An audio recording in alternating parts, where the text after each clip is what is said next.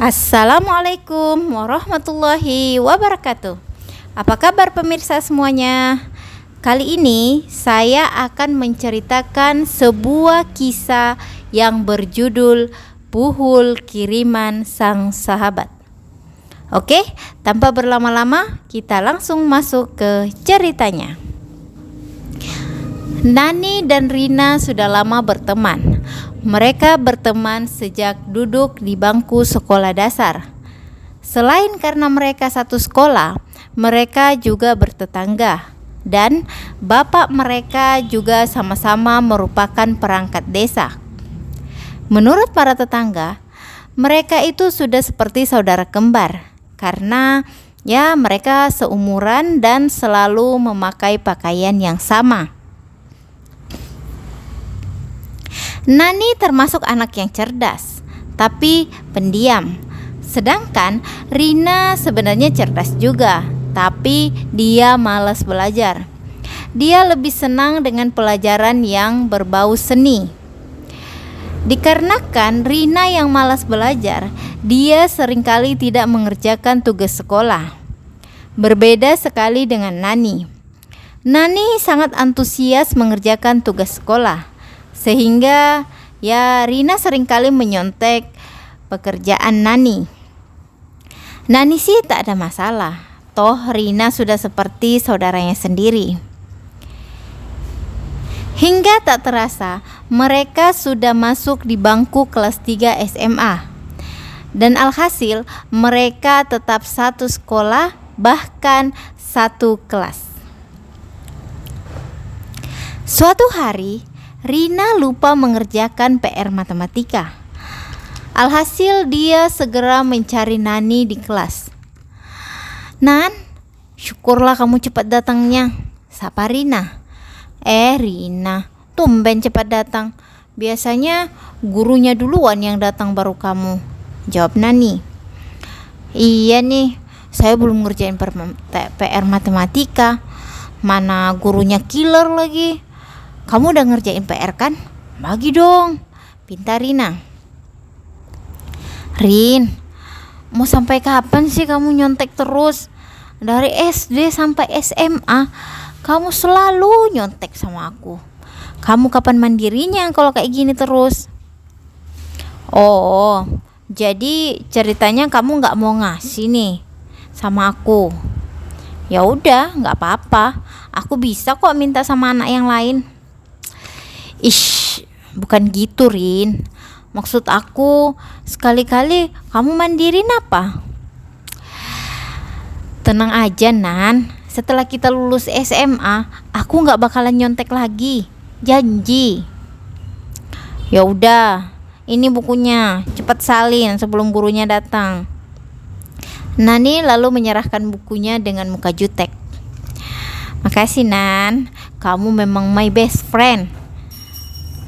Entah mengapa, Nani mulai merasa Rina hanya memanfaatkannya.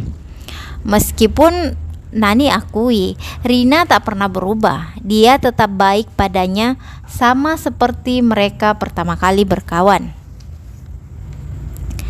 Seminggu kemudian, ada lagi PR fisika, pelajaran yang paling Rina benci. Dan seperti yang lalu-lalu, Rina mengharapkan Nani. "Nan, aku datang. Kamu tahu kan kenapa aku datang pagi-pagi?" "Kenapa rupanya?" tanya Nani. "Biasalah, PR fisika." "Ya ampun, aku juga buat lah Rin. Gimana ya?" "Sekali-kali kamu yang buat dong Rin, biar aku bisa nyontek sekali-kali sama kamu." "Ish, aku mana pandai Nan. Atau kita buat sama-sama yuk. Nanti gurunya keburu datang lagi," pinta Rina. "Aduh Rin, aku lagi gak enak badan. Ditambah lagi kepalaku pusing. Kamu buat sendiri aja ya, biar aku nyontek nanti," jawab Nani. "Tapi aku gak pandai lah gimana kalau jawabannya salah?" "Gak apa-apa Rin, namanya juga usaha." Rina lalu membuka bukunya. Sudah beberapa kali dibolak-balik, tapi dia belum tahu jawabannya. Karena waktunya sudah mepet, Rina mengisi jawaban asal-asalan. Tak lama, guru fisika pun datang. "Anak-anak, PR fisikanya udah ready?" "Sudah, Bu," jawab sisa serentak. Nan, cepetan kamu isi tugasnya. Kamu nyontek punyaku aja.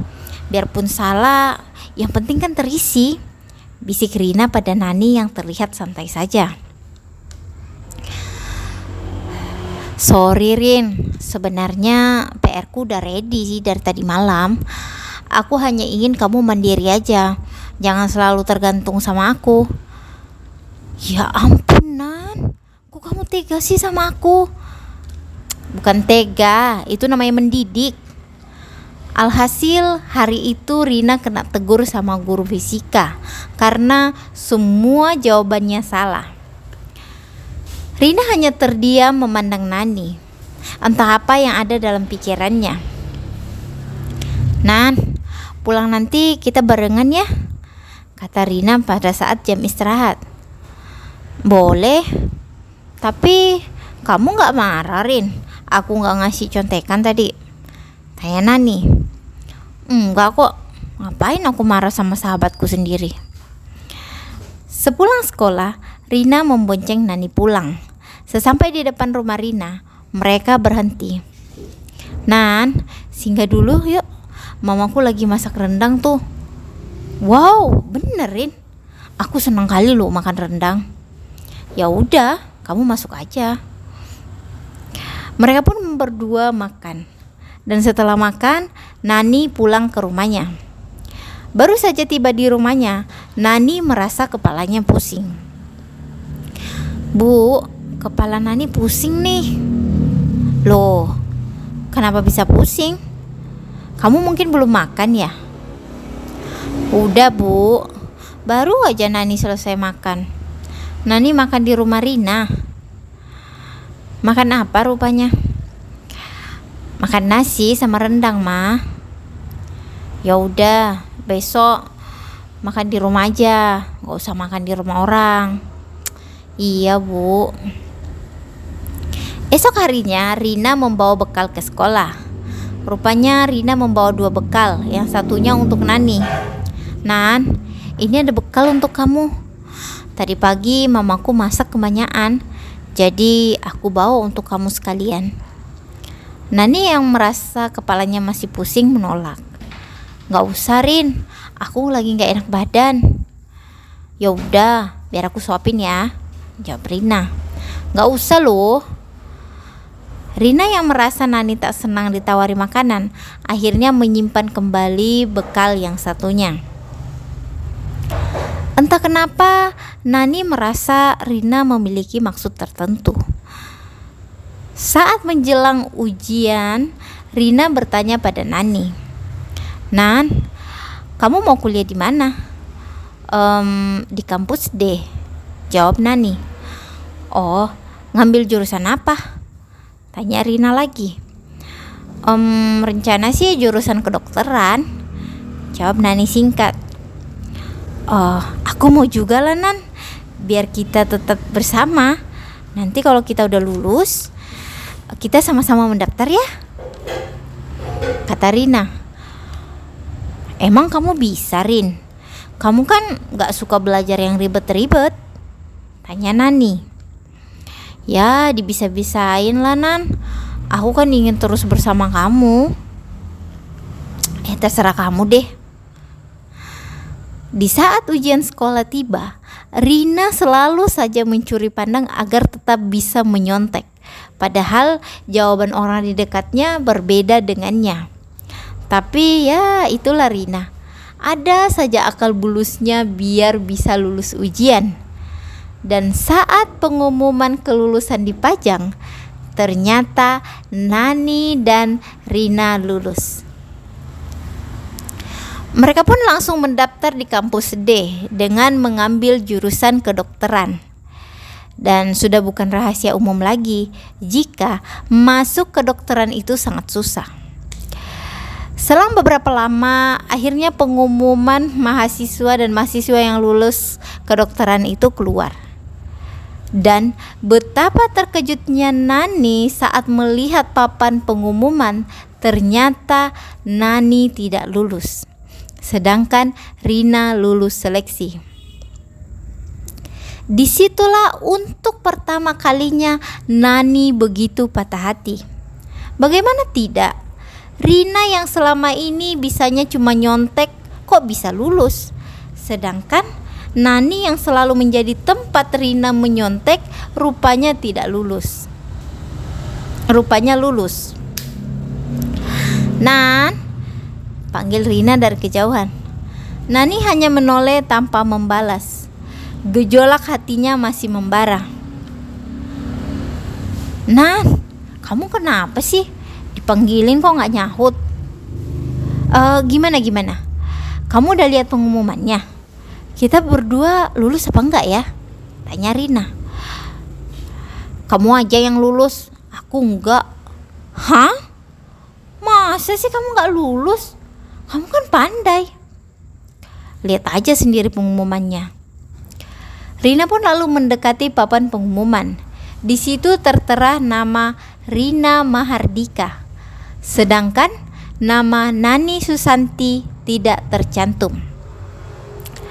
Rina seketika terdiam, lalu kembali mendekati Nani.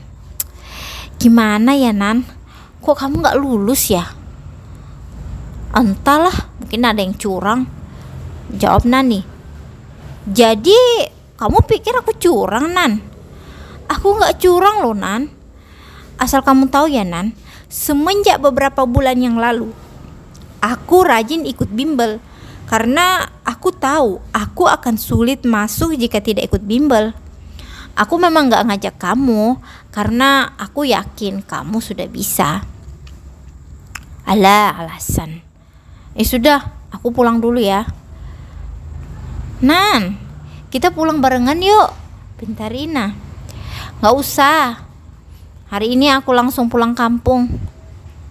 Loh, kok gitu? Jadi kamu mau daftar di mana lagi? Tanya Rina.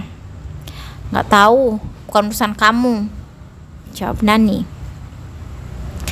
Rina begitu bimbang, senang dan sedih bercampur jadi satu. Di sisi lain, dia senang karena dia tak menyangka dia bisa lulus di fakultas kedokteran. Sedangkan dia sedih karena Nani tak lulus. Padahal tujuan dia mengambil jurusan kedokteran karena ingin sekali dekat dengan Nani. Hari itu merupakan hari terakhir mereka bertemu. Setiap kali Rina menghubungi Nani, tak ada jawaban. Bahkan kadang di-reject. Rina lalu menelpon kedua orang tuanya di kampung. Assalamualaikum, Ma. Waalaikumsalam. Gimana hasil seleksinya? Lolos apa enggak? Lolos, Ma. Tapi sepertinya Rina tak usah lanjut ya, Ma. Loh, kenapa? Masuk fakultas kedokteran itu susah loh. Giliran diterima mau mundur. Emang ada apa? Masalahnya Nani gak lulus, Ma. Lah, apa urusannya sama Nani? Kalau dia gak lulus, itu udah takdir dia. Masa kamu yang gak enakan? Kan bukan kamu yang punya kampusnya. Gimana sih? Tapi Ma, Rina takut kedepannya Rina gagal, pasti mama dan ayah marah atau kecewa.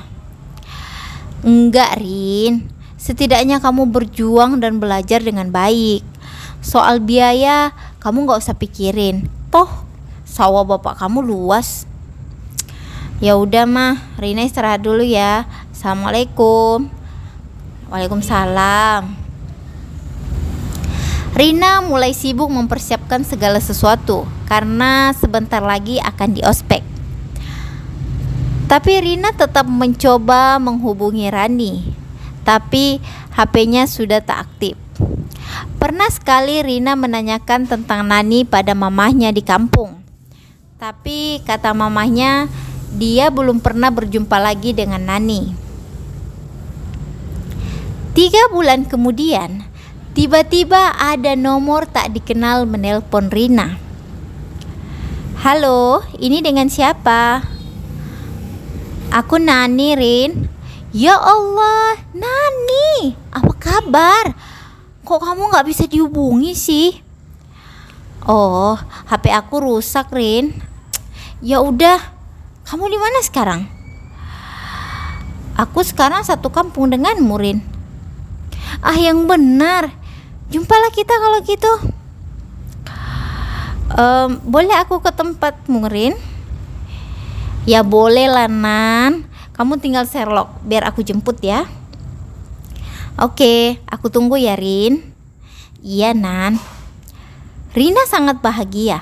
Nani yang sudah beberapa bulan tak ada kabar kini menghubunginya. Rina pun menjemput Nani lalu membawa ke kontrakannya. Rina memang mengontrak sebuah rumah di dalam gang. Sebenarnya rumah itu rumah kerabatnya. Cuma karena orang tua Rina gak enak jika Rina menempati secara cuma-cuma, jadinya mereka bayar sewa, tapi dengan tarif yang sangat murah.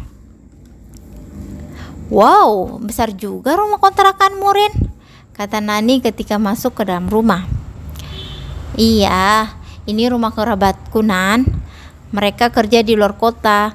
Jadi daripada rumahnya kosong, jadi aku sewa aja."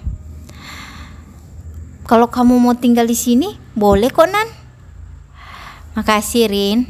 Tapi aku udah ngekos, udah bayar setahun penuh." By the way, kamu kuliah di mana sekarang?" tanya Rina. "Aku tunda kuliah, Rin. Tahun depan baru aku coba lagi." "Oh, Nan, aku keluar sebentar ya, mau beli makan. Kamu mau ikut nggak?" "Enggak lah, Rin. Aku di sini aja." Rina pun keluar ke jalan besar untuk membeli makanan. Tapi baru saja mau keluar gang, dia baru teringat jika dia lupa membawa uang. Rina pun lalu berbalik arah. Ketika masuk rumah, dilihat Nani gak ada di sana. "Loh, Nani di mana ya?" pikir Rina. Rina pun segera memeriksa dapur. Ketika sampai di dapur, Rina melihat Nani dari balik jendela. Nani seperti sedang menggali tanah menggunakan gagang sapu di samping rumah. "Nan, kamu ngapain di situ?" Nani sontak kaget, lalu menoleh ke arah Rina. Gak apa-apa, Rin. Aku lagi gali tanah untuk nyari cacing." "Hah? Nyari cacing? Untuk apa?" Ini kawan kosku lagi minta dicariin cacing, katanya untuk praktikum." "Oh, nggak usah gali lagi. Nanti aku ngawanin kamu beli di toko sana. Dia ada jual cacing." Kok cepat kali balik, Rin?" tanya Nani. "Astagfirullah, tuh kan, aku tadi balik mau ngambil uang. Ya udah, aku pergi dulu ya." "Iya, Rin." Setelah seharian di rumah, Nani pun pamit pulang. Rina sangat senang. Akhirnya Nani tak marah lagi padanya. Malam hari pun tiba. Rina merasa hawa rumahnya kok pengap kali, padahal lagi gak musim kemarau. Rina pun menyalakan kipas angin, tapi gak mempan karena hawanya semakin pengap. Akhirnya Rina tertidur, hanya menggunakan pakaian tipis. Saat Rina tertidur, Rina merasa ada yang menindih badannya. Tapi badan Rina gak bisa digerakkan. Rina antara sadar dan tidak. Tapi Rina merasa sangat sesak. Dia sulit sekali bernapas.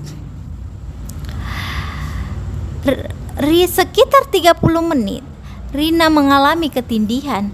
Barulah itu berhenti saat azan subuh berkumandang di masjid. Rina segera terbangun.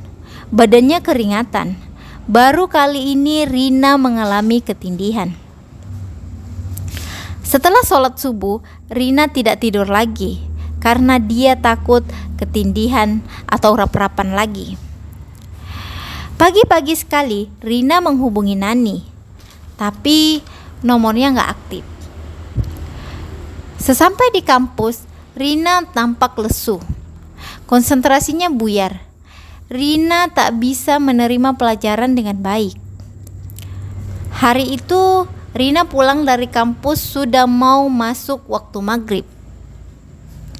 Saat membuka pintu rumah, Rina mencium bau bangkai di setiap sudut rumah. Rina segera mencari sumber bau itu, tapi tidak ketemu. Akhirnya Rina harus menyemprot setiap sudut rumah menggunakan pengharum ruangan. Malam itu Rina gak bisa tertidur. Dia gelisah, tapi dia tidak tahu apa yang membuatnya gelisah. Ditambah lagi rumahnya yang begitu pengap. Barulah Rina tertidur sekitar jam 3 subuh. Dan saat tertidur, Rina kembali rap-rapan. Tapi kali ini lebih ekstrim, karena tubuh Rina selain ditindih, kakinya juga seperti ditarik. Rina ingin berteriak, tapi suaranya gak bisa keluar dan badannya gak bisa digerakkan. Saat itu Rina merasa sangat ketakutan, apalagi hanya dia sendiri di rumah itu. Rina yang memang jarang baca doa, kini mulai membaca ta'awuz. Sekali, 2 kali dibaca, belum juga mempan. Barulah setelah berulang-ulang dilafazkan dalam hati, barulah makhluk itu pergi. Rina segera terbangun dan jam baru menunjukkan pukul 4 pagi. Rina duduk termenung. Dia sangat ketakutan. Dia ingin menelpon, tapi saat itu kuotanya habis. Pagi-pagi sekali, Rina berangkat ke kampus berjalan kaki. Tapi saat akan menyeberang jalan raya, tubuh Rina seperti didorong. Rina yang tak bisa menguasai dirinya terjerembab ke tengah jalan raya. Untunglah pengendara yang melintas segera mengerem motornya, sehingga tidak melindas tubuh Rina. Rina sontak kaget. Ditambah lagi pengendara yang lain mencaci maki dirinya karena hampir saja membuat pengendara lain kecelakaan. Rina segera ke pinggir jalan. Pandangannya tiba-tiba kabur lalu tak sadarkan diri. Saat terbangun, Rina kaget karena dia sedang berada di dalam warung langganannya, tempat dia sering membeli makanan. Beberapa orang mengelilinginya. Saya kenapa, Bu? Tanya Rina pada ibu yang punya warung. Begini, Nak. Tadi kamu tiba-tiba pingsan di pinggir jalan. Lalu beberapa orang membawa kamu kemari. Tapi saat kamu hendak diletakkan, kamu tiba-tiba berteriak dan menyerang para pengunjung di sini. Hah? Saya menyerang orang, Bu? Iya, sepertinya kamu kesurupan, jawab ibu itu. Rina mulai merasa seluruh badannya pegal. Saat melihat pakaiannya begitu kotor sekali. Aduh, terima kasih ya, Bu, sudah menolong saya. Jangan berterima kasih sama saya, Nak. Berterima kasih sama pemuda yang di sana, kata ibu itu sambil menunjuk keluar warung. Dia tadi yang meruqyahmu. Oh iya, Bu. Iya.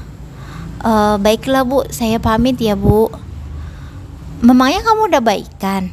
Nanti kamu kerasukan lagi. Insyaallah enggak, Bu. Ya udah, jangan kosongkan pikirannya. Hati-hati ya. Iya, Bu. Rina sebenarnya agak risih karena setiap mata pengunjung menatapnya. Rina segera bergegas keluar dari warung makan. Saat keluar, laki-laki yang tadi ditunjuk ibu pemilik warung itu sudah tak ada. Aduh, kemana dia ya? Pikir Rina. Hari itu Rina tidak jadi ke kampus karena pakaiannya sudah kotor semua. Ditambah lagi badannya terasa pegal. Sesampai di rumah, Rina langsung menelpon Nani. Untunglah Nani mengangkat teleponnya. Halo Nan. Halo Rin, ada apa? Ini Nan, aku tadi habis kesurupan dan badanku terasa pegal sekali. Bisa kamu ngawani aku di rumah malam ini Nan? Bisa Rin, nanti sore aku ke situ ya. Oke Nan, makasih ya Nan. Sama-sama. Sore hari, Nani datang. Rina sangat senang sekali. Setidaknya malam itu dia tak sendiri lagi. Kok kamu bisa kesurupan sih Rin? Tanya Nani. Gak tahu Nan, aku pun baru kali ini kesurupan. Aduh, sepertinya ada yang gak beres Rin. Biasanya itu kiriman dari seseorang Rin. Emang di kampus kamu ada yang gak suka sama kamu? Tanya Nani. Setauku gak ada lah Nan. Aku juga udah beberapa kali berap-rapan kalau malam. Dan aku sangat takut loh Nan. Gimana ya? Gimana kalau kita berobat ke salah satu guru spiritual Rin? Siapa tahu dia bisa bantu kamu. Kasihan loh kamu Rin. Takutnya nanti kuliahmu terganggu jika seperti ini terus. Makasih ya Nan. Kamu memang sahabat terbaikku. Rina lalu memeluk Nani begitu erat.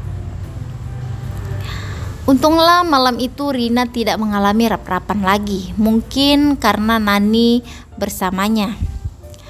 Pagi-pagi sekali Raina dan Nani mendatangi seorang bapak-bapak yang dibilang Nani sebagai guru spiritual. Kedatangan mereka disambut hangat oleh bapak itu. Dan dari hasil penerawangannya, bapak itu bilang jika ada kawan satu kampusnya yang iri pada Rina, sehingga dia mengirim sihir pada Rina, sehingga untuk mengantisipasi Rina harus rutin berobat untuk menangkal kiriman sihir itu. Rina bingung karena setaunya Rina tak pernah berselisih dengan kawan-kawan di kampusnya. Tapi demi bisa hidup normal lagi, Rina menyanggupi saran bapak itu untuk sering datang berobat. Beberapa hari setelah pulang berobat, Rina sudah tak mengalami rap-rapan dan kesurupan lagi. Rina pun seminggu sekali mendatangi bapak itu bersama dengan Nani. Hari itu Rina sudah janjian dengan Nani untuk mengunjungi rumah bapak itu yang kita sebut saja Ki Joko.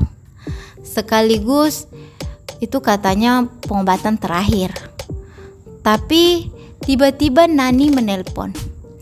Nani mengabarkan jika dia tidak bisa mengantar Rina karena ada keperluan mendadak. Nani menyarankan agar Rina pergi sendiri saja karena Ki Joko sudah menunggu Rina. Rina menolak karena Rina segan menemui Ki Joko sendiri. Tapi Nani bilang, Rin, kamu jangan gitu dong. Ki Joko itu udah batal pergi ke acara kondangan saudaranya karena sudah janjian sama kita. Rina yang mendengar itu akhirnya pergi sendiri ke rumah Ki Joko. Seperti sebelumnya, Ki Joko menyambut Rina dengan baik dan mempersilakan duduk. Ki Joko juga menawari Rina minum, tapi Rina menolak karena hari itu Rina sedang puasa, menggantikan puasanya yang tertinggal tahun lalu. Ki Joko terdiam. Lalu Ki Joko bilang, aduh, Kalau lagi puasa nggak bisa diobatin dong. Batalin aja puasanya kan? Kan besok bisa puasa lagi. Rina menolak karena sayang jika puasanya mesti dibatalkan. Gini aja Ki, kalau gitu besok saya kesini lagi sama Nina. Besok saya gak puasa. Tanggung loh kalau saya harus membatalkan puasa saya. Ki Joko lalu bilang, atau gini Rin, saya akan tetap obati kamu, tapi kita obatnya di kamar aja ya. Loh, kok gitu? Protes Rina. Iya, biasanya kalau udah pengobatan terakhir itu harus dipijat dari ujung kepala sampai ujung kaki biar sihirnya betul-betul hilang.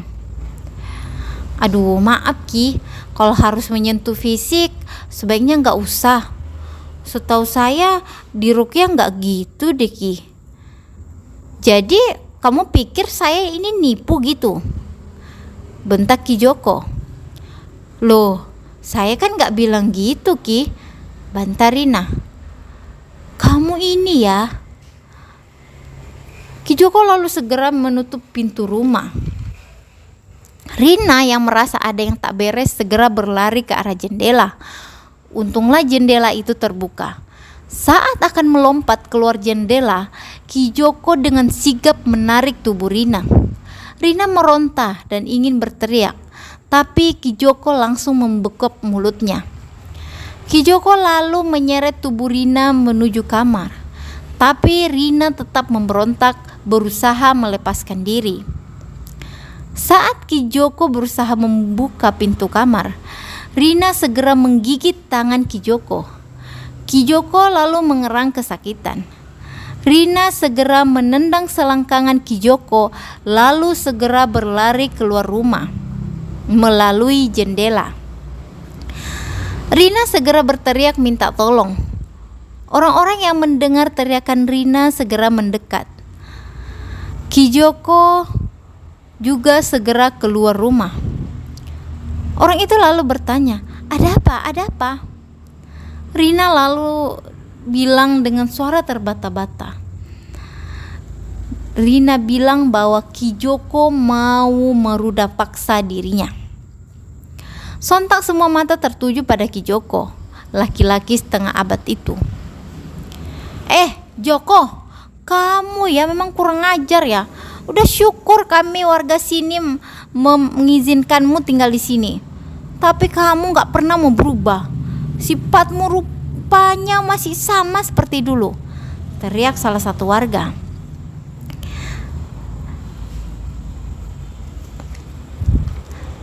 Ki Joko lalu berlari, tapi beberapa warga berlari mengejarnya. Rina yang masih diliputi ketakutan mencoba untuk menenangkan diri. "Aduh nak, kenapa kamu bisa mengenal namanya Joko? Dia itu seorang dukun santet," ucap seorang warga. Rina sangat terkejut ketika mengetahui jika Ki Joko itu ternyata dukun santet. "Tapi Bu, kata teman saya, dia itu seorang pemuka agama," jawab Rina. "Berarti temanmu itu telah membohongimu. Semua warga sini udah tahu siapa Joko itu."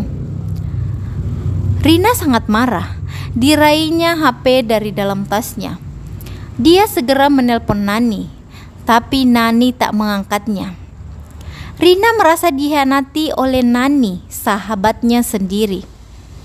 Tapi apakah Nani tahu jika Ki Joko itu dukun santet ya? Pikir Rina. Rina mencoba untuk berpikir positif. Dia ingin meminta penjelasan dari Nani, tapi Nani tak mengangkat teleponnya. Rina segera pergi ke tempat di mana dia pernah menjemput Nani. Setelah tiba di sana, Rina lalu menanyakan pada ibu kos, "Maaf Bu, apa di sini ada yang bernama Nani?" "Hah? Nani? Siapa itu Nani?" jawab ibu kos.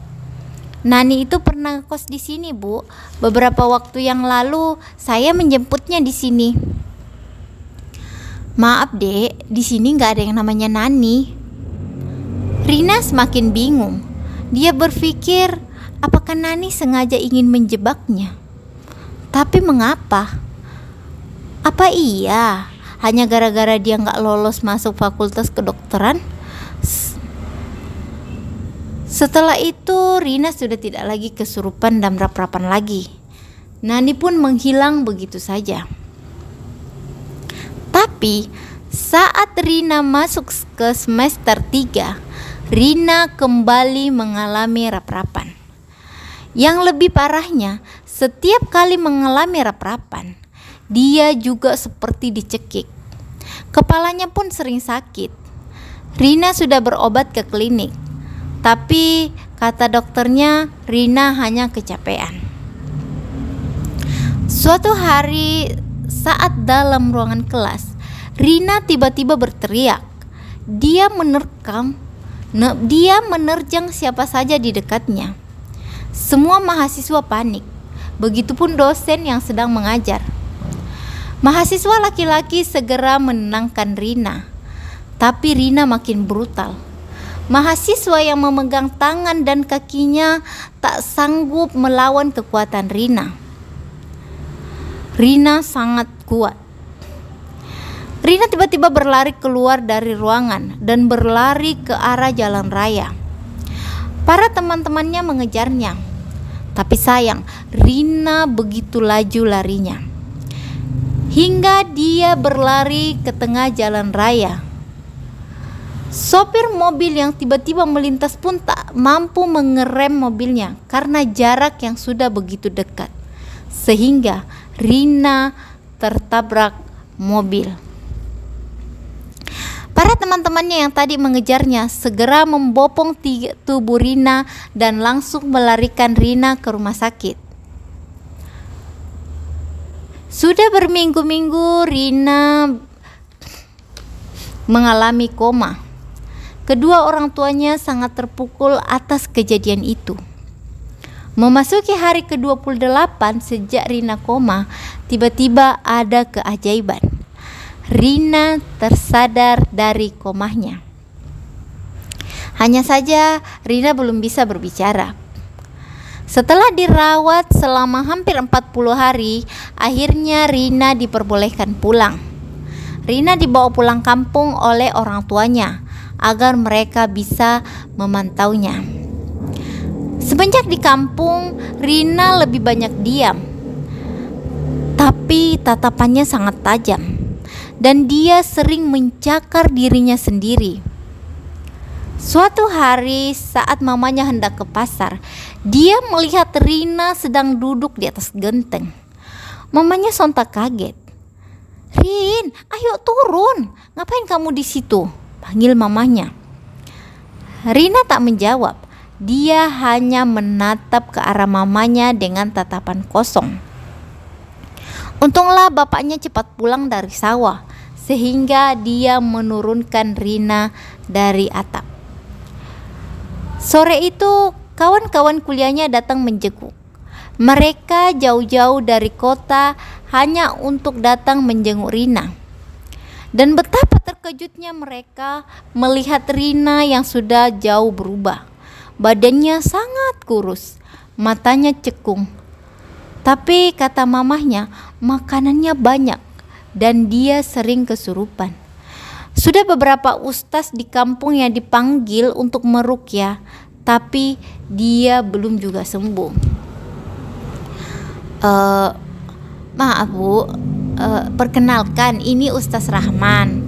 Ustaz ini sudah sering kali menangani pasien yang kesurupan. Dan kata Ustaz Rahman, dia pernah sekali meruqyah Rina waktu dia kesurupan di warung. Kebetulan Ustaz Rahman ini tadi semobil sama kami waktu menuju kemari, karena rumah Ustaz Rahman itu ada di kampung sebelah. Jadi sekalian kami ajak singgah sebentar. Siapa tahu Ustaz Rahman bisa membantu Rina, sahut Kinan, teman Rina. Terima kasih ya Ustaz, sudah bersedia singgah kemari. Tolong obati anak saya ya Ustaz, kasihan dia, kata Mama Rina. Insya Allah Bu, kita usahakan. jawab Ustaz Rahman. Ustaz Rahman pun mulai meruqyah Rina. Awalnya gak ada respon, tapi semakin Ustaz Rahman membacakan ayat suci Al-Quran, berlahan tubuh Rina mulai mengerang. Rina lalu menyerang Ustaz Rahman, tapi Ustaz Rahman segera menghindar. Beberapa teman Rina mencoba untuk memegang kaki dan tangan Rina. Ustaz Rahman terus membacakan ayat suci Al-Quran. Tiba-tiba Rina berbicara. "Mengapa kalian menggangguku?" "Siapa kamu?" tanya Ustaz Rahman. "Kau tak perlu tahu siapa aku," jawab jin yang ada di dalam tubuh Rina. "Mengapa kamu mengganggu dia?" tanya Ustaz Rahman lagi. "Aku benci padanya." "Mengapa kamu benci? Apa salah dia?" "Dia telah menyakiti hatiku." "Menyakiti bagaimana?" tanya Ustaz Rahman lagi. "Dia membuatku gagal masuk fakultas kedokteran. Padahal dia tak secerdas aku. Dia juga yang selalu menyontek tugas aku. Tapi mengapa dia yang lolos? Mengapa bukan aku?" jawab jin di dalam tubuh Rina.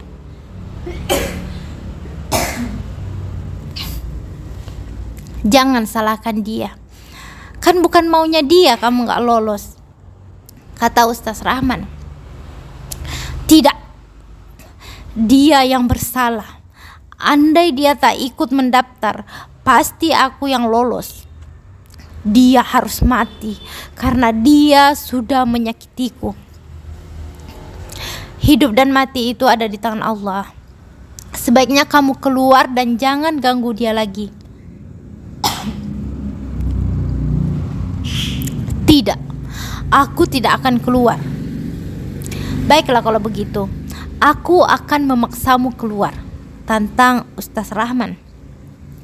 Ustaz Rahman kembali membacakan ayat suci Al-Quran dan sekitar 1 jam diruqyah. Akhirnya Rina tersadar. Setelah sadar, Ustaz Rahman bertanya pada Rina, "Rin, sepertinya ada yang mengirim sihir atau buhul padamu." "Siapa Ustaz?" tanya Rina. "Saya tidak tahu, tapi dari pembicaraan tadi dengan jin kirimannya, dia bilang jika dia sakit hati karena kamu lolos masuk ke fakultas kedokteran sehingga dia tidak, sedangkan dia tidak." Rina sontak kaget. "Nani? Ya Allah, apa mungkin Nani?" "Siapa Nani?" tanya Ustaz Rahman. "Nani itu sahabat saya Ustaz. Dia dulu yang membawa saya ke guru spiritualnya. Dan saya pernah memergoki Nani sedang menggali tanah di samping kontrakan saya Ustaz. Ketika saya tanya, dia bilang dia sedang mencari cacing. Mungkin dia sedang menanam buhul, wallahu alam. Sebaiknya kamu lebih mendekatkan diri kepada Allah. Karena jika kamu lengah sedikit saja, jin itu akan kembali menguasai dirimu. Dan untuk memastikan apakah yang ditanam tempo hari itu buhul atau bukan, nanti kita cek sama-sama." "Baik Ustaz, terima kasih," jawab Rina. Setelah hampir sebulan di kampung, Rina akhirnya kembali ke kota ditemani oleh kedua orang tuanya. Sesampai di kontrakan, Ustaz Rahman sudah ada di sana. Sepertinya Ustaz Rahman datang lebih awal. Rina lalu menunjukkan lokasi tempat Nani pernah menggali tanah. Ustaz Rahman lalu menggali, dan benar, di dalam tanah itu Ustaz Rahman menemukan sebuah kain putih, dan di dalam kain putih ada rambut dan tanah. Ustaz Rahman pun segera membakar buhul itu. Sejak itu, alhamdulillah, Rina tidak pernah lagi kesurupan. Rina dan Ustaz Rahman semakin akrab. Rina banyak bertanya tentang agama. Melihat hubungan Rina dan Ustaz Rahman semakin dekat, orang tua Rina menyarankan agar Ustaz Rahman jika ada niat pada anaknya sebaiknya dinikahi saja untuk menghindari fitnah. Akhirnya beberapa minggu kemudian Rina dan Ustaz Rahman akhirnya menikah. Tapi Rina tetap melanjutkan kuliahnya. Beberapa bulan setelah kejadian itu, Rina tak sengaja bertemu Nani di sebuah rumah makan. Rina kaget melihat Nani. Sebaliknya Nani tidak melihat Rina. Amarah Rina memuncak. Tapi Ustaz Rahman menenangkannya. Setelah agak tenang, Rina segera menghampiri Nani yang sedang sibuk melayani pembeli. Sepertinya dia bekerja di warung itu. Nani menoleh dan betapa dia kaget melihat orang yang ada di sampingnya adalah Rina. "Rina, kamu di sini?" tanya Nani. "Iya." "Kenapa kamu tega sama aku, Nan?" "Rin, kita bicaranya di luar saja. Enggak enak didengar orang." "Emang kenapa kalau didengar orang?" "Tolong Rin, aku minta tolong." Akhirnya Rina mengikuti langkah Nani keluar dari warung. "Ayo jawab, Nan. Kenapa kamu tega mengguna-gunai aku, Nan? Aku ini sahabat kamu." "Maaf Rin, aku sakit hati."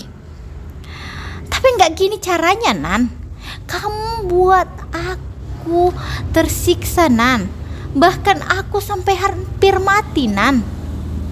Dan kamu juga tega bersekongkol dengan Ki Joko untuk menjebak aku, Nan. Mengapa, Nan?"